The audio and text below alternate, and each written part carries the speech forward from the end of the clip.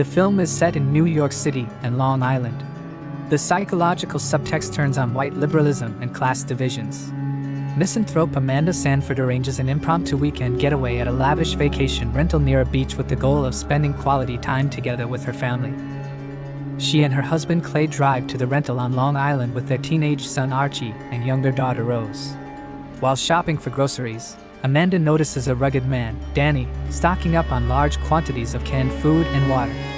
Later, while the family relaxed at a nearby beach, they narrowly escape an oil tanker that ran ashore. When they return to the house, they notice the TV and Wi-Fi aren't working and a pair of deer stare at the house from beyond the pool. That night, the wealthy owner, George G.H. Scott, and his college-age daughter Ruth unexpectedly interrupt the Sanfords' ideal vacation. Seeking shelter, H. explains that a blackout in Manhattan compelled their return. Amanda is suspicious. Clay invites them to stay. The next morning, Rose is frustrated that the Wi-Fi and TV are still down, which has prevented her from watching the series finale of Friends.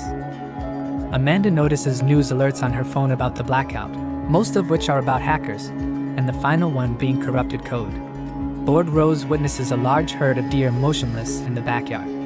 Attempting to learn about the disruptions and fix the Wi-Fi, Clay drives to town while H. heads to his neighbor's house. Clay abandons a non-English speaking Hispanic woman desperately seeking help and spots a drone dropping leaflets written in Arabic. Meanwhile, H. searches a neighbor's home, discovers the wreckage of a plane crash, and narrowly escapes a second one. Elsewhere, Rose hikes along with Archie in the nearby woods, where they come across an empty shed, and Archie removes a tick from his ankle on the way back. Returning to the house, H. confides to Amanda the events he witnessed. He theorizes that nationwide satellite connectivity has been disrupted, but he is cut off by a loud, shrill sonic attack. Amanda recalls the man stockpiling water, whom H. assumes is Danny, his housing contractor. Clay returns shaken with a leaflet, which Archie partially translates as "Death to America." Fed up, the Sanfords flee the rental, intending to drive to Amanda's sister in New Jersey, but find the highway jammed with collided self-driving Teslas. They narrowly avoid incoming cars that crash as well, and they are forced to return to H.'s house. Throughout the night, Ruth asks Clay provocative questions and later discovers flamingos in the pool. Amanda and H. establish a friendly bond around music from the new Jack Swing era, but are startled by a second shrill sonic attack, then the power fails. Later, Rose tells Amanda a story from an episode of The West Wing where God attempts to save a man from a flood with several warnings and escape opportunities. The next morning, Archie's teeth inexplicably fall out, believing it is related to the tick bite. H. suggests visiting Danny for medicine. Rose, however, is missing. H. and Clay take Archie to visit Danny, while Amanda and Ruth search for Rose. At the shed, the two are confronted by a herd of deer, which they scare away. Meanwhile, H.